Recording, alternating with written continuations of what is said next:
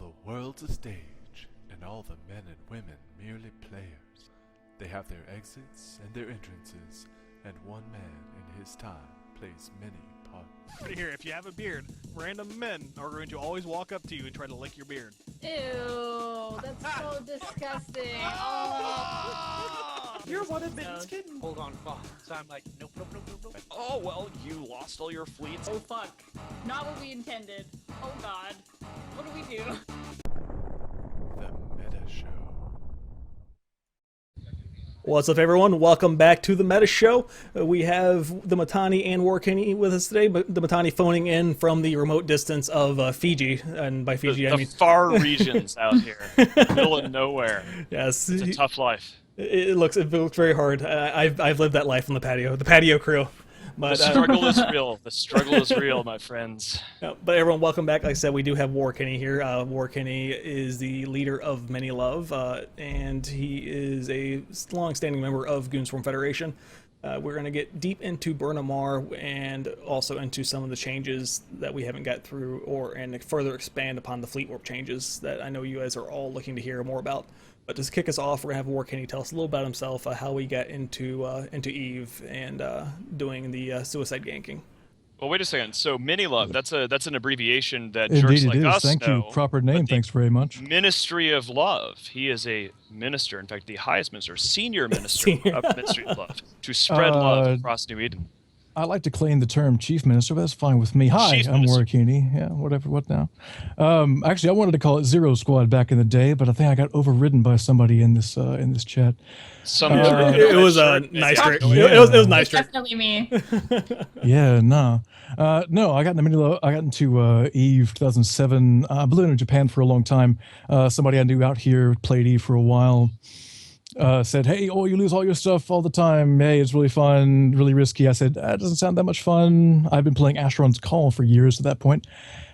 Great game. And eventually converted in 2007, mined, did missions, did the really boring stuff. Then eventually figured out that high-sec suicide ganking was the most interesting, high-risk, high-reward thing in Eve.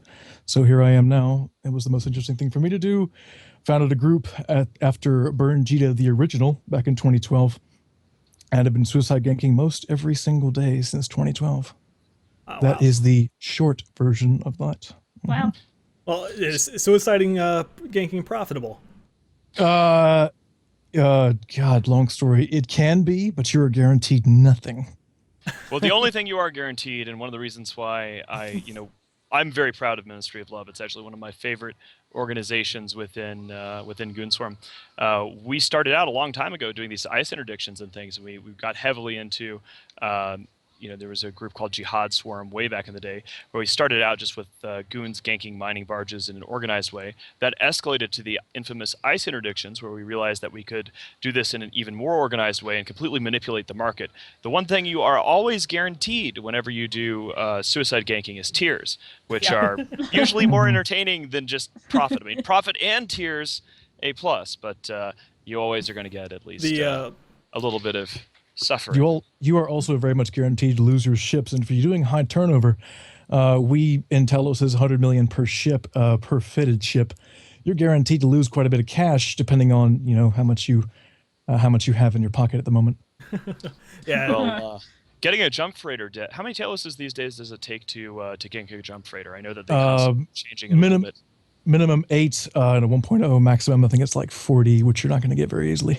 Gotcha. You can do it with a minimum of 8 for jump freighter. Wow, that's if they're exceptionally terrible, bad skills, blah blah blah blah blah. It's all in the does happen. spreadsheets. It's all in the spreadsheets. It happens a lot. Have you seen our A-Lods? That is actually one of the best things about it is I think the slang and the lingo that's come up from these is, after a while we started calling these, we had 3 burn Jitas and now we're burning Amarr.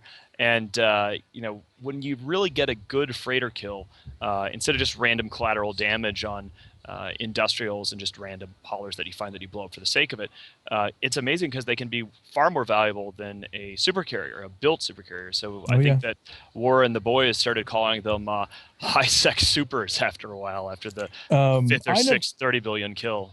I will say that I may have never called it that myself, but I heard it be called that a lot. I think we are the killingest SIG in The in Helium killingest. for sure.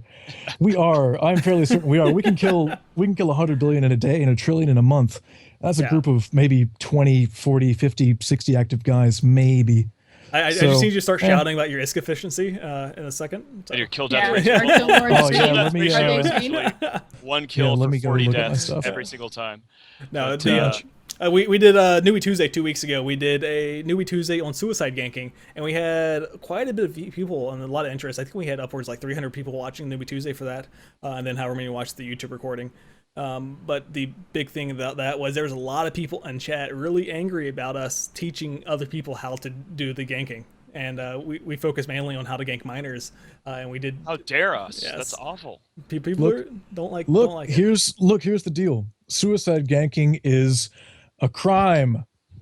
It's a crime, and it's a crime in the game, and yet you can It's still bad, and we should you feel can bad. still do it. Yes. But do There's a we? huge difference between crime concord and crime. Hey, we should know. Oh my God, stop it! It's not. Oh no, stop them! It's You're playing insane. in the I have sandbox people. wrong. It's a sandbox game. You're doing it wrong. You should hold hands and sing Kumbaya, I think. To come Oh, together no. and stop with all of this. So yeah, Amarr this time around too. It's a new setting. Why don't how's that go? I've been stuck at E3 and doing all these other interesting things. I haven't had a chance to really get my hands dirty and Warr Akini It's hasn't been played in today. Like he said, he only played about 10 minutes and logged off. Yeah, Oh, wow. yeah, it's 10 minutes. Yeah, 14 hours, 10 minutes. Same thing. I turned things off, and I'm actually lying in bed. Which one is it? Right now, because 14 hours of fleeting and trying to do other stuff is, oh my God, painful. Amarr is going well. It is turned mostly into burn parts of domain that are around Amarr because nobody is bringing freighters through. Big surprise. No surprise there. Amarr changes the topography, but it's basically the same thing. Watch the gates, stuff comes in, bump the stuff, gang the stuff. Security status, Jita is a 0.9, Amarr is a 1.0. It's not a huge difference. A lot of stuff is dying. We've killed dozens of freighters. We've killed about 10 jump freighters at this point. 10 maybe jump freighters. Excellent. 10 orcas. Yeah, I think I looked at the numbers. We killed 100 some odd in the last one, and 10, 20 something. We're doing pretty well. People aren't carrying as much big cash on them, but honestly, I think that's because Minilove has been overfishing them for 3 years. You never know. Well, and how, like, for where we're at now in kills, how do we compare to, like, say, Jita, being that Jita is the #1 market hub and Amarr is #2? Would you say we're comparable in, like, where we're at now currently with the few days left in the campaign? Well, a few days left. I mean, we're only. It just started, yeah, I mean, it started a few days left. 24, It's a weekend, 28 right? hours ago. True. Maybe. Yeah, I mean, it hasn't been going on that long. I'd say we're on track. I'm not sure what's going to happen with the end of it. I mean, anything can change at any time, but we shall see. Well, and these burn events are rather massive undertakings. Like, what does it take to prepare for something like this? As you, the leader of the SIG, what do you have to get ready for? How many ships does it take? Yeah, exactly. We built, fitted, and prepared 17,000 catalysts. Holy shit! We actually just 17,000? imported Yikes. 17,000. That's 1 or 2 ships. Wow. We have burned a lot of those. We actually just shipped in a new bit. I actually think I have autopiloting freighters running into Amarr right now. So yes, please feel free to gank those. Anyone who's able to gank besides us. That's no one, right? Okay. So 21,000 plus. Right now, I think is total. We'll probably bring in some more by the end of Monday, which is when we're planning on cutting things off. So, it's building. It's a lot of fitting ships. It's a lot of getting guys ready and making sure you have the right support. Ganking is not easy. All right, ganking a mining barge that doesn't move. Yeah, that's easy. Obviously, I'm gonna warp in a Talos and gank that if you really want to waste a lot of cash. Yeah, sure, fine. It's a lot of precision. Ask any of the guys who have FC'd over the weekend. Anybody who has to provide a warp in for anything, getting bumped by 20 guys, anybody that needs to land catalysts with 1,000 meter optimals. We're talking about having to land 200 guys around one single ship, and everyone has to be within 1 to 2 Ks. Well, and That's not easy. Well, and speaking of stuff like that, and somewhat not changing the subject, but not wanting to completely move away from Mar, Yeah, it's cool. The fleet warp changes that are coming, because with the ganking, a lot of it right now in the burn setting is you're fleet warping bookmarks, and you're fleet warping to gates, and then you're fleet warping everywhere. How do the changes coming up for the fleet warp actually affect what you do? Well, it utterly screws a lot of folks in a lot of ways. It's obviously makes life harder. It's supposed to make as stated by CCP and et cetera, et cetera, et cetera, people more responsible for themselves in a fleet, right? I understand that, no problem. That will necessarily make the game harder. Insta warps are essential if you are -10 or -5 and below sex status. If you're being chased by faction police, are absolutely crucial. You can't use those; they are gone. You have to have someone in that insta already. A lot of ganking is running around and being able to hit something without necessarily telegraphing exactly where you're going to hit something. We've scooped tens of hundreds of billions of loot under people's noses because we've ganked in another spot when they weren't expecting it. You now have to telegraph that by having a guy ahead of you warping to all the safes. Right. It makes it a lot harder. Well, and as an FC, I know that all my characters are well known, and I'm assuming that all your characters are probably known at this point as well. So, Not necessarily. well, I don't have as many alts as you. I think you have upwards of 20 accounts or something ridiculous. I currently have somewhere in the range of 16 accounts I actually actively use. Yes. Okay. Yeah. And so you just had to rename a bunch of them. I mean, they had a fantastic name, come a lovely on. name, but that I was very happy with. I was always, I don't know, I felt a certain affinity. I don't know why. The triplets, Jean Turcos, yeah, exactly. the triplets were fantastic. I know precisely who got kind of mad about that. Aw. And it's disappointing. It's real disappointing, but it's okay. Their names are appropriate now. That's good. That's good. I don't know who was angry about it, but I was happy with it. I figured I should be the one to make that call. You would think, but I tried that line.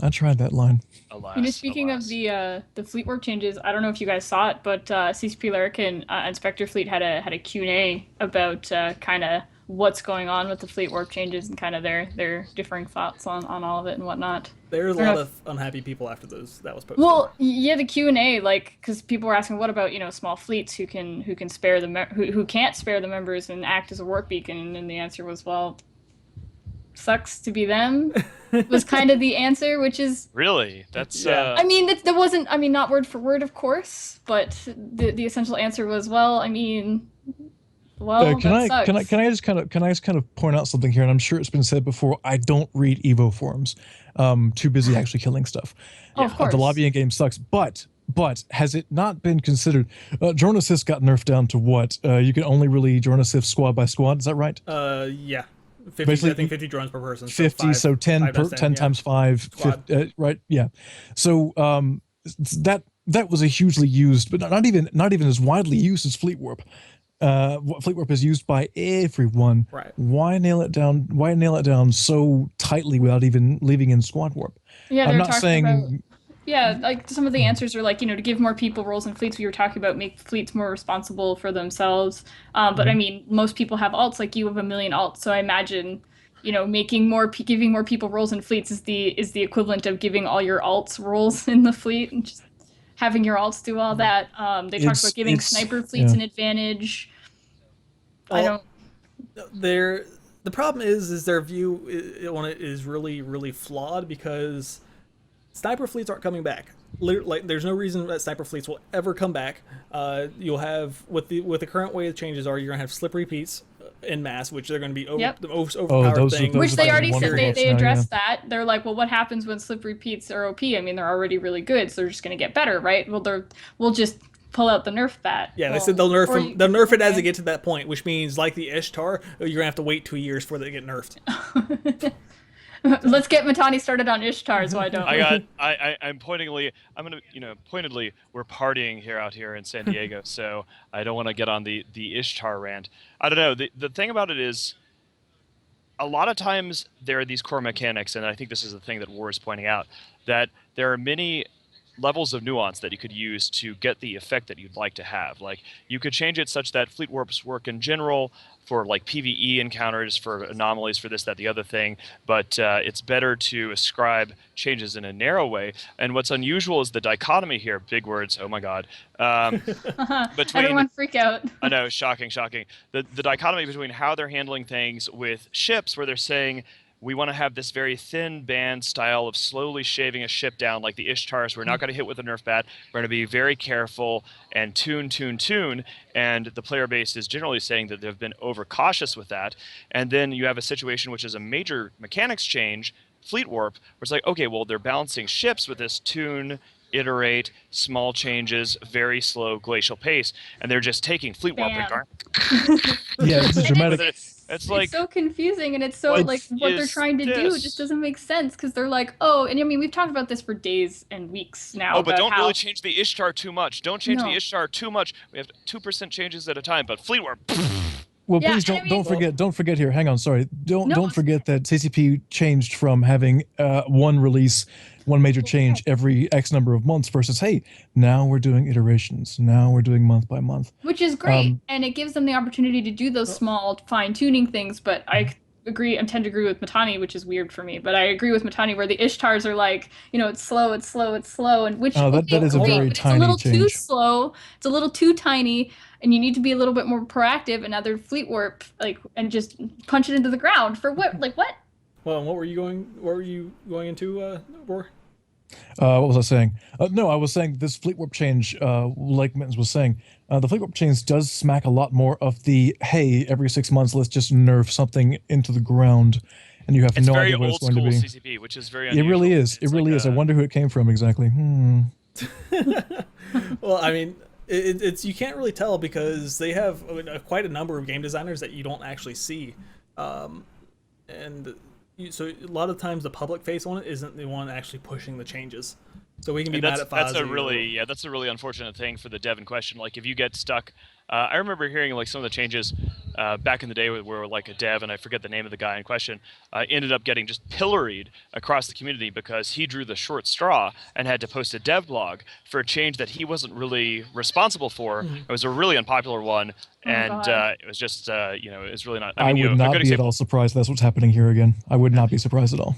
Remember with Stauffer back in the day when he was. People were making pictures of him on fire in hell in the captain's quarters because he was getting blamed for Incarna because he was asked to write a piece by one of his bosses in the Greed is Good leaks or what have you. And the player base went crazy saying, Stauffer, this is your fault. We hate you, grr. And it really had nothing at all to do with him whatsoever. So he's like, wow, people are posting pictures of me online on fire in hell. Great. Yeah. Well, I mean, I listened to some of the things like the Spectre Fleet with Larrikin, and like I think they're pretty much wholeheartedly going through with this. I don't see them walking back these changes at all. And like Kate Keller's article in TMC this week, I completely agree that these changes completely missed the intended mark. Because what this is basically doing for me as an FC is instead of using a cheetah now, I just use a Tech 3 bubble immune prober. And now I just warp to that instead of warping to purchases or probe. Well, it doesn't make it... I mean, this is yet another example of how these changes don't really impact things for the organized groups. I mean, we can, and RFCs with our resources, and the other blocks can do this as well. They can sort of say, okay, here's your new toy, here's your new toy. We have our best fitting people come up with the most mathematically ideal way of handling it. And RFCs are like, okay, here's a change that's supposed to change all these things I'm doing. Well, I'll just press this button and use this ship instead of doing it this way. No big deal. But for people who don't have that kind of resources and scale, if you can't say, okay, brain trust of like 40,000 human beings, how do we solve this? If you don't have 40,000 people just kind of lying around to help you out with these kind of problems, if you're a group of 15 players in a wormhole and you used to be able to squad warp around to be able to get to your sites or what have you, and you don't have that, it affects those guys so much more than it affects the organized nullsec players. And well, of course, it's just continually unfair. It's unfortunate. Yeah. I mean, continue to bear in mind, of course, that every time, wormholes are brought up, they're like, well, we're going to work on a solution and a way to fix it. So hopefully, especially for the wormhole guys, hopefully they come up with a tangible, good working Just solution. ask Corbex what is the best idea, because he's like the wormhole expert CSM guy, and he'll say what to do. That guy's a genius, and that's probably the right answer for the wormhole thing. But every time you tar, like, iterative changes are ideal. You want to have good contact with your community, good feedback. Hey guys, what do you think about this? Oh, you think this is good, this is bad. Incorporate that instead of doubling down or just changing everything in the game by beating it to death and treating all these vastly complex systems as if they were somehow the same. And they're not. I mean, wormhole gameplay is so different.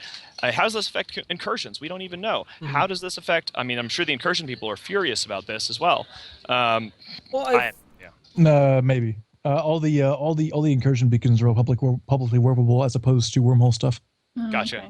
Well, and the big thing though is why are they putting out these fleet warp changes, and theoretically in the same month as the soft changes? Why are you making all this big fucking shit happen in the same month? That's one thing that confuses me, because we've talked about, you have 6-week release cycles, so you can release one thing and see what changes it, and then be like, okay, so now let's release this, see how that affects the whole works. Why are you trying to push it all? No, Scion was just saying hello. He was all... Oh, hi, Scion. Oh, that was very, very intimate. We're just getting all snuggled. Oh, see, it's funny because with a stream delay, I can basically... He comes it looks very, very awkward. And now I can find relive myself it. on the delay, and I can be like, Relive oh, it. that's what happened. It's like having eyes in the back of my head. It's nice now. It looked eyes like in the he's... back of my head a minute ago. You just had your lover come and Yeah. support you. But I mean, the Fozzie Sov stuff is interesting. I mean, I'm pretty excited about getting there. I hope that they manage to hit the release target on it. I kind of want to, it'll be nice to get our claws into that. My big fear, like I've said in past meta shows, was that we're going to have delays on that. And almost everything that we've seen with the system now, regardless of the fleet warp stuff, Fozzie Sov is something that I'm pretty excited about. I think most of the stuff involving the system is interesting. More space is opening up. I just got word, I haven't had a chance to confirm it, but earlier today one of my diplomats was telling me that apparently Black Legion just dropped a bunch of Sov in Fountain. So now there's even more space available if somebody would like space. People seem to be giving away space like it's going out of style. I don't know. I don't know what's up with that. Sure, but then you get these changes where it makes that those small entities that CCP is so adamant are going to start taking places all around nullsec. They're going to do it because we're going to make it easier for them, and then you do this, and this is not easier.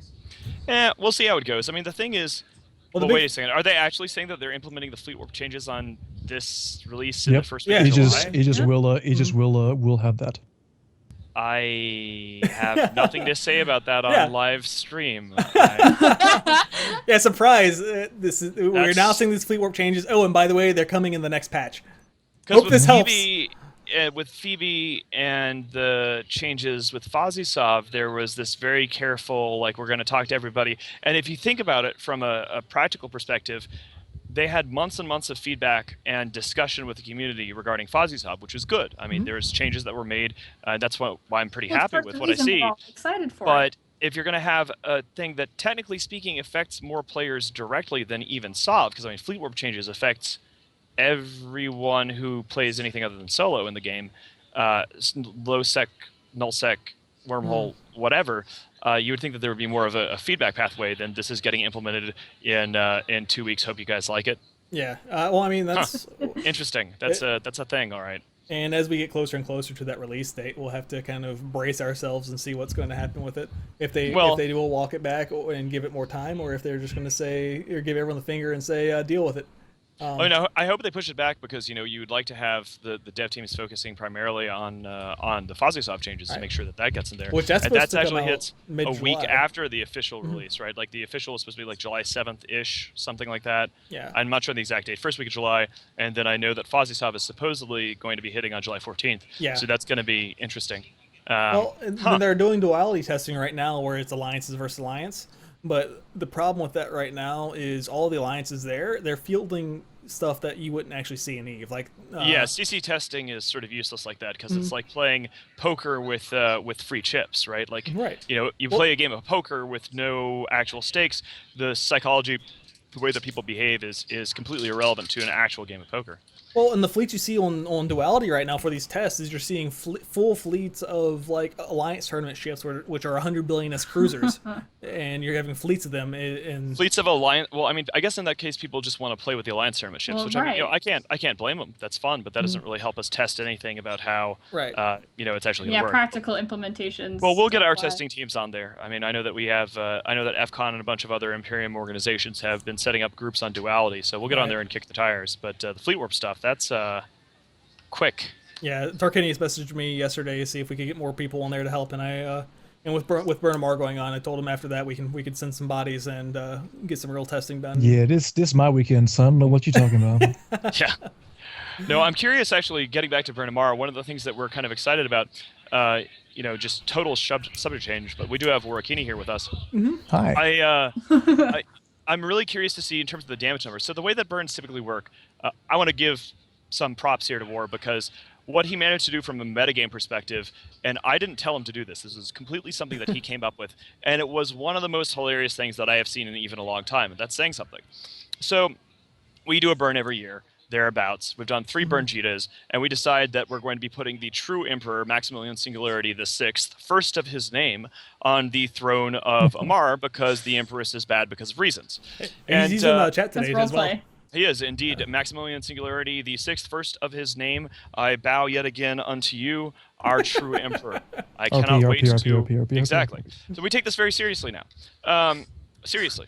So at any rate, we were going to be doing this thing, and Warr had a genius idea: is that everybody usually screams bloody murder about the burn Jitas, and they talk about them in advance, and we're hitting a different target this time. So I don't know what sort of like gears ran around in here, and he's like, okay, when we're going to announce Burn Amarr, we're going to announce it in a way that says it's canceled, such that there's no leaks or anything like that. It'll eventually get out.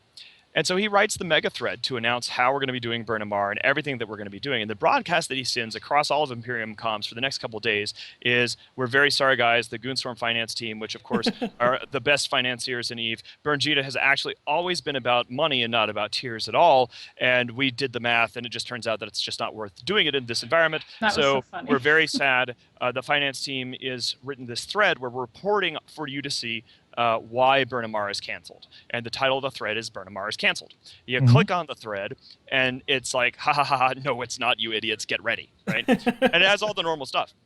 I believe the first 2 lines were, just kidding, we're clearly blowing shit up. Yes. Yep. And Well, there's I a think picture of that Godzilla. actually stayed a secret up until maybe 4 or 5 days before Burn Jita happened, or Burn Amarr happened. People who wanted did. to look for it will find it. And what happened then was, immediately after we did that, a bunch of our guys took that and ran with it to the EVE Reddit and started posting all these, like, posted a screenshot of that broadcast, but not the thread, and then posted all these, like, fake, basically fan fiction of, oh, wow, it's really sad, I'm disappointed, but, I read the thread, and the finance team is just they're really good at what they do. Everybody knows that, and it sucks, and I'm sorry, but really, we just blame CCP because the economics aren't there, and people bought it.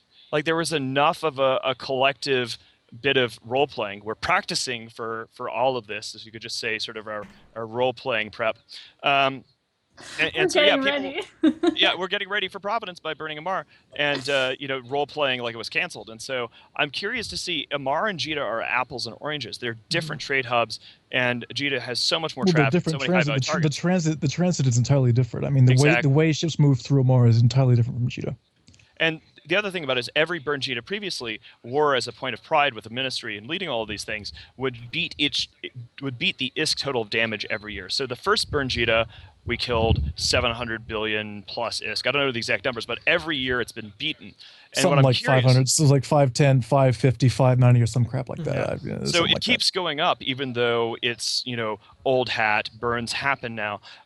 We've just refined our techniques in hunting and killing high-value targets. But it's going to be really curious to me. Amarr has a lot of, like, the role-player community, and people are going to be surprised that this is happening in their smaller target area.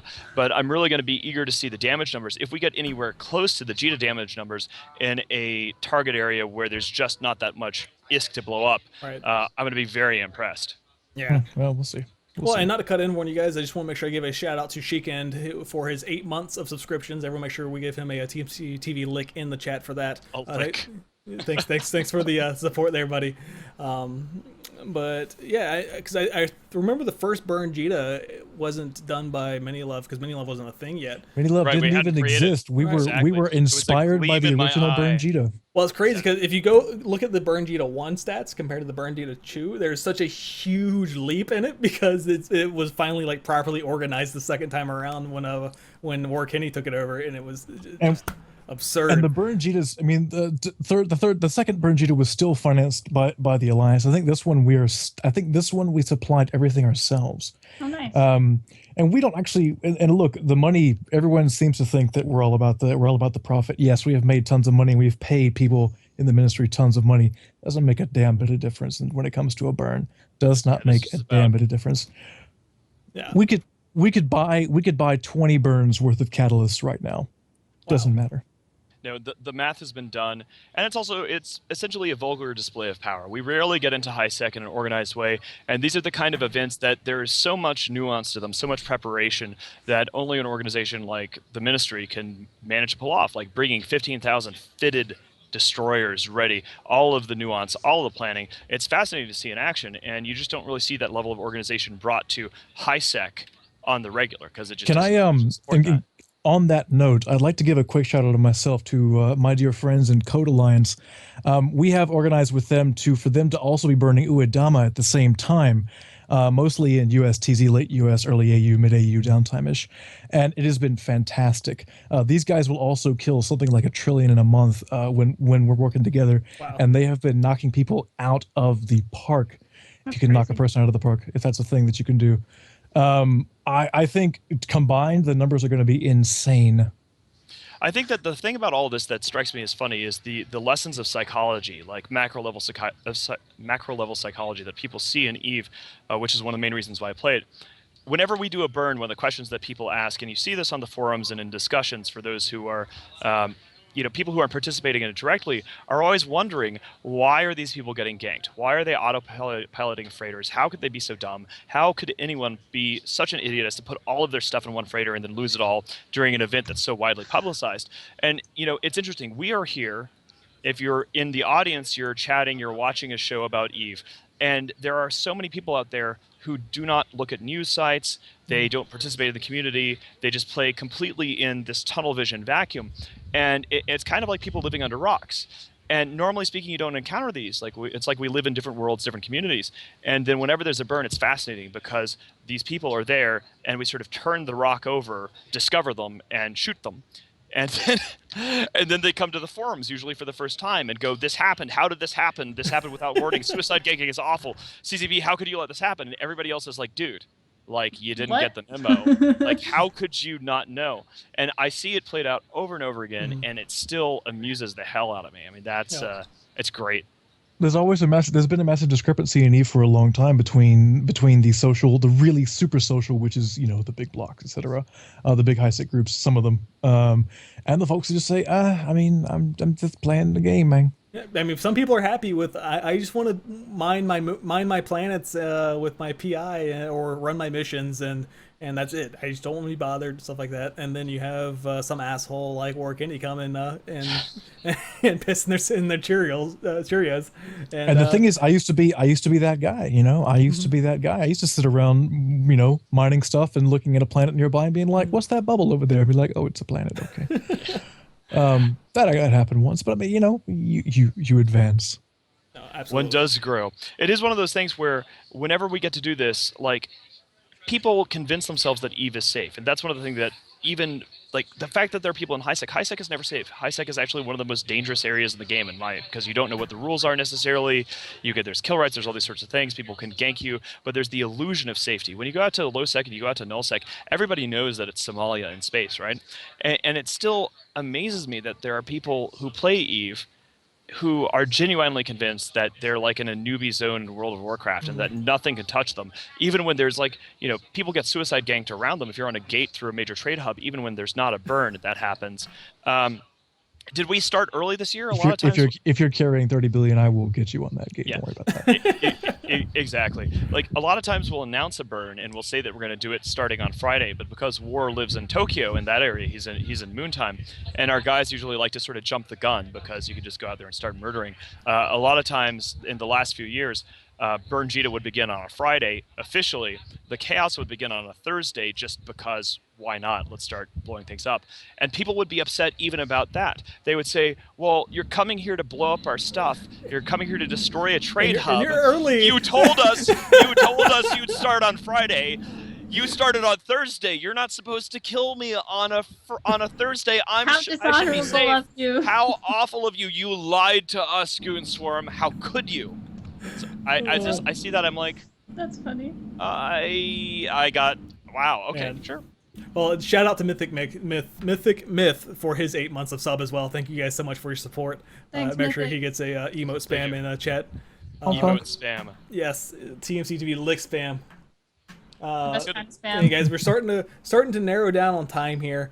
So I kind of want to push us into some of the stuff that they talked about this week, which was they actually released the stats for the missile tracking enhancers and tracking computers.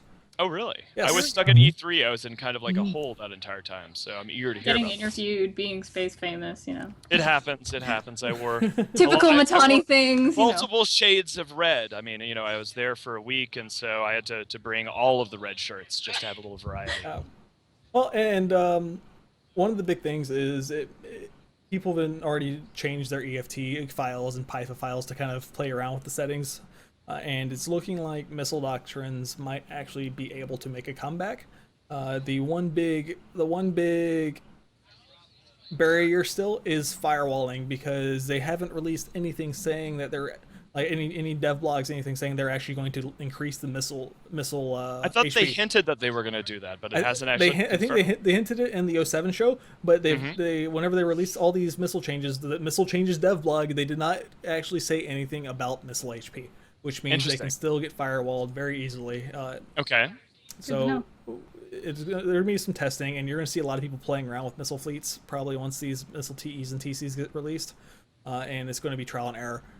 That's good. A lot of our guys, I mean, the missile ships are very sexy, and it's the graphics for missiles have always been amazing ever since they upgraded them a few years ago. I love the trails. I love the missile turrets. People really harken back to the old days of the Drake fleet to have it like a durable, disposable doctrine. And I think that between the Drakes, the Jackdaws, the new Cerberus and Caracol models, it's great timing for it. I mean, I hope that they manage to pull it off, because I'd like to see, again, like we keep saying over and over and over and over and over again, we'd like to see more variety in this game, doctrine-wise, besides you have a choice of Tengu or you have a choice of an Ishtar. Right. Woohoo! Well, and people are asking. Repeat. Well, people asking in chat what firewalling is. It's what you do is you have a Tech 3 cruiser with medium smart bombs, and you stagger the smart bombs to blast like once every second or so, and you put that ship between your fleet and the hostile fleet, so that all of the hostiles' missiles are warping straight past your ship, and your smart bombs are blowing up and killing the missiles as they fly past. And that's what firewalling is. And missiles have very low HP, which means they're easily killed. Yeah. So then there's sort of a meta of like dealing with firewalls, countering them. One of the things that you could see if firewalls and missiles do get improved, though I mean tracking and precision doesn't really help with this. Back in the day, with Tengu fleets, you would have either rail Tengus or you would have ham Tengus. You could occasionally also have heavy missile Tengus. So one of the things that we would do with mass fleets, you would have two fleets, one with a heavy missile Tengu fleet that would be shooting from range, and you would have a ham Tengu fleet also that would then get right on top of the guy. And what would happen with the firewalls is if you have a heavy assault missile, sorry, I shouldn't just say all this null-sex slang. Ham Tengus. They're covered in bacon. My favorite kind of Anyway, Tengu. they just get right on top of you and they fire so quickly. It's going to be interesting. I think there's also a lot of potential for the rapid heavy missile launchers on battleships with the precision increases. I think it'll. I'm really excited for it. I think it'll be awesome. Yeah. I hope it's awesome. I hope they deal with the firewalling thing. And with the clock running down, guys, Nystrik, you want to go ahead and start up the giveaway add-on? And guys, basically the giveaways today, all you have to do is follow the stream. We have five pirate faction frig skins, I think, or pirate skins. I'm looking to make sure I got it right. They should be pirate faction frigates that we're going to be giving away. Yes, they are pirate faction frigates. Yep. These are pretty cool. Have those? We have 5 of them. We yes. We do. It's going to be pretty awesome. So these things are interesting.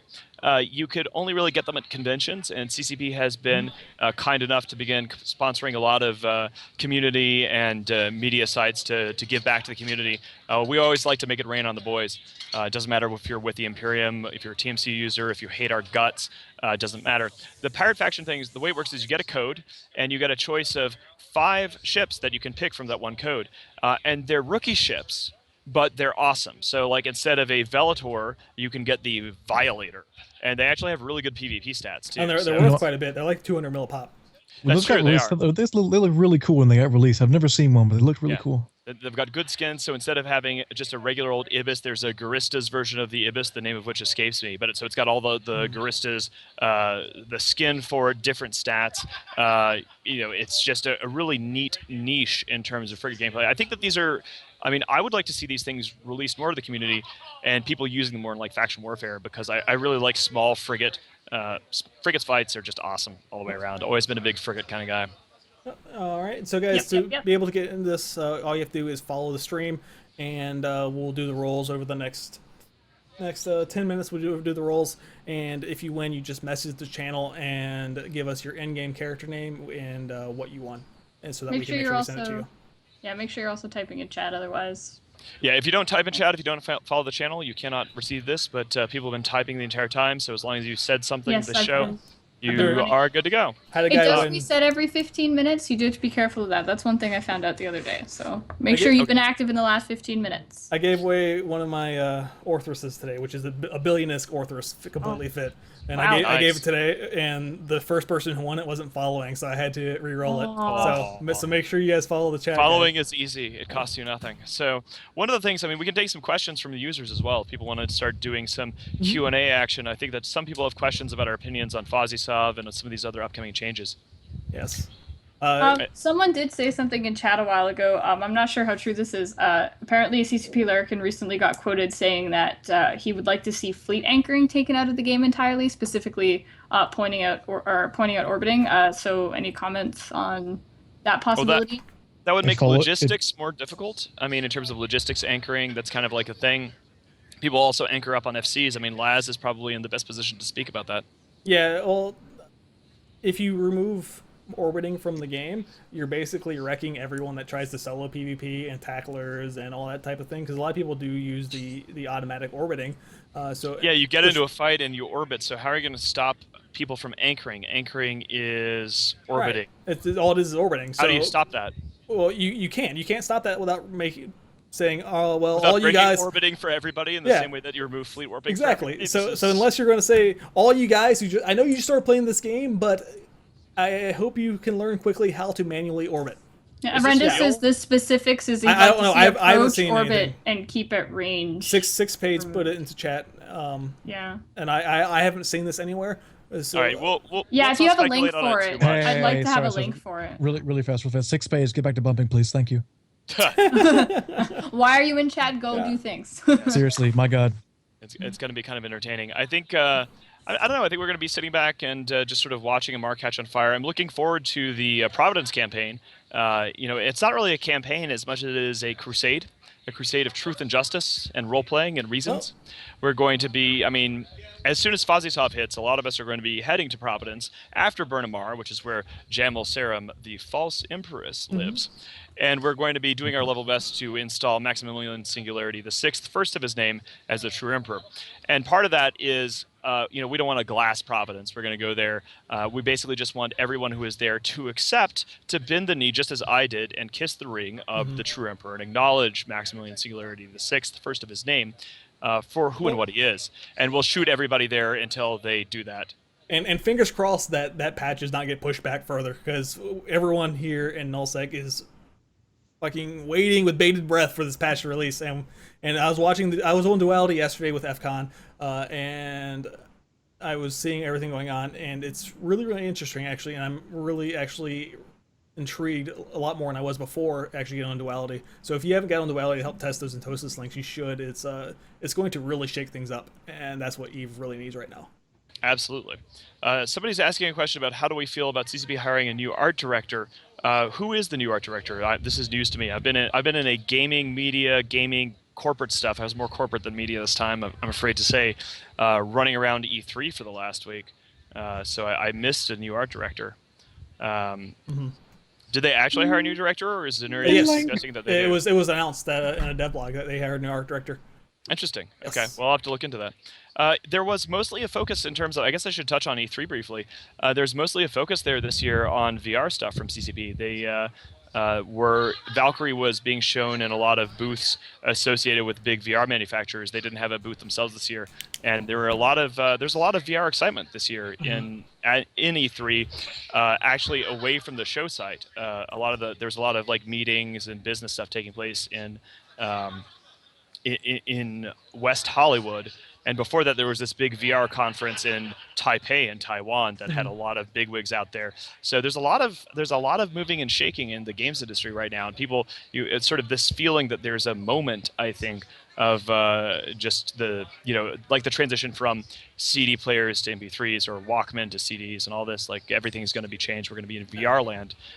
So that was curious to see play out. Normally, there's a lot more presence on the floor, but things are getting interesting. Yeah, and that's good to see. And there was so many cool games released or announced this year at E3. Absolutely. And before we get into that, how about we go ahead and do that first roll? Yeah. Do you want me to do one or two, or just do all of them? Let's go ahead. Yeah, go ahead and roll through them because we're running out of time. And we Okay, have scheduled to so roll number 1. Atrum Veneficus, you have won yourself a Pirate Faction rookie ship. Atrum, congratulations, man. Yes. You can find out how to reimburse those. He's one of our reimbursement directors who is something denied. Exactly. Shike NK. I'm not sure if I said that right. Yeah, that's he just had his 8th month resub today, and so did Schwa actually, who did not get a shout out yet. So thanks Schwa for the 8-month resub as well. Okay, as Jack 3, congratulations, you've won yourself a rookie ship. Let's do the next one. Oh goodness. Keep making it rain. Let's do it. Hold on, I'm making it rain. Hold on. excellent. Atramentor, congratulations. I think that's his second one. He's won. Wow. I think he's won one already. Well, there are 5 of these, so if you want to get them all, you do have to win 5 times. So stay tuned. And Bombadil MD_MD, congratulations. You won yourself a rookie ship as well. Like it says, that was 4, I think. Do we have one more to give away? That was all 5. Excellent. Oh, I'm gonna send him back to math. So guys, Math remember you need to message the channel with your in-game name, and we'll shoot those codes off to you. Yep, guys, congratulations, and like I always say, all the giveaways on TMC always rigged all the time, guys. Oh, All rigged Atramentor all the won time. the art book. What? Atramentor won the art book last Oh, I time. see. okay, Now he's Excellent. got So you got an Art of New Eden book last and a week. rookie Thank ship. you again, by the way, CCP. I am excited to say, speaking of support from our sponsors, we have for next week, I believe, we're going to be, as soon as they arrive at our marketing director's place, we actually have a bunch of stuff from Dark Horse Comics coming up. Dark Horse is the publisher of I know. Dark Horse has, of course, been working with CCP for some time now to publish Eve Source and the True Stories hardcover comic book featuring a couple of jerks who I have no idea who they are. And we're getting some of that in, and we're going to be giving that away to our community as well. So again, as usual, thank you so much to CCP, and thank you to Dark Horse Comics to showing support for our community, and we really do appreciate it. I'm excited to give those away soon. Can I enter the giveaway? Yes. Well, no, you can't. You're on Why the can't show. I know. You can't. All right, so guys, winding things down. Warr Akini, thank you so much for being on today. Y'all know what it is. Yeah. Thanks for staying up till 5 a.m. It is presently 6, yes. 6 a.m. local Drink Japanese some time. coffee and get back to ganking, Yeah. man. Amarr's not on fire enough. Yeah, the boss says get back to work. And guys, after this show, right after this, going into the boat show. The boat show. We have a after that- new intro to the boat show, by the way, Oh, really? which is Oh God, I haven't hilarious. seen it yet. It is So excited. awful. It is seriously. By awful, do you it's mean awful. amazing? It's awful in that amazing way. It is the most. Let's just say it is the most boat show. It's the most boat intro that I could possibly imagine. It is a thing of beauty and a thing of horror, and I was awestruck with it. And I'm hyping it up, but I'm not really. Like, you'll see it, and I'm so excited. God have mercy on your Yep. souls. Well, guys, we're going to be streaming for quite a bit today. After the boat show is the Undead Zone, which is like the meta show, but for H1Z1. And after that, we're going to be doing a lot more of... We have all of this scotch to drink. We also have, we're going to be doing some H1Z1 streaming. We have Steve George, the executive producer of H1Z1, is here on the patio with us. Oh, wonderful. And he's going to be doing some streaming as well and is going to be a guest, I believe, on the Undead Zone, where we run our mouths about that.